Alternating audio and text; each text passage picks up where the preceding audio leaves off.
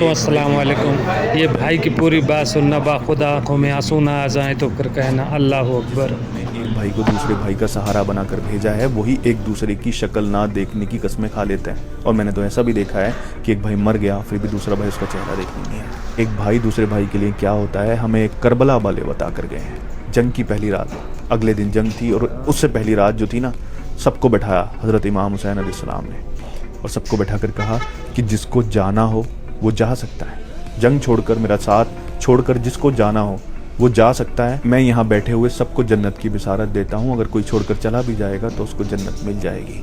और फिर इतना कहने के बाद जो चिराग वहाँ जल रहा था वो चिराग बुझा दिया ताकि लोगों को वहाँ से उठने में, वहाँ से उठकर जाने में शर्मिंदगी ना हो।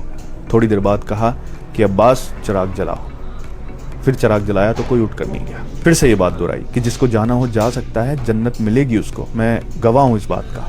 फिर से चिराग बुझा दिया। थोड़ी देर बाद कहा कि अब्बास चिराग जलाओ। ये 3 बार किया, कोई भी वहां से नहीं गया। ये देखिए, हजरत इमाम हुसैन को अपने भाई हजरत अब्बास पर यह भरोसा था कि सब जा सकते हैं, मेरा भाई अब्बास नहीं जा सकता। इसलिए बार बार कहा कि अब्बास चिराग जलाओ। हजरत अब्बास जब शहीद हुए ना करबला के मैदान में, दोनों बाजू कटे हुए थे, पूरा शरीर छल्ली हुआ था तीरों से, दुश्मनों ने इतना छल्ली कर दिया था। वो जब ज़मीन पर गिरे तो अपनी भतीजी के लिए मोहब्बत, किसके लिए पानी लेने गए थे? अपनी भाई की बेटी के लिए। ये होता है भाई। फिर जब घोड़े से नीचे गिर गए, हजरत इमाम हुसैन ने उन्हें अपनी बाहों में, अपने बाजुओं में लिया। तब पता है वो क्या कहते हैं? वो कहते हैं कि भाई मुझे मेरे जिस्म को यहीं दफन कर देना, वहाँ लेकर मत जाना। मैं शर्मिंदा हूँ, अपनी भतीजी के लिए पानी नहीं ले जा सका।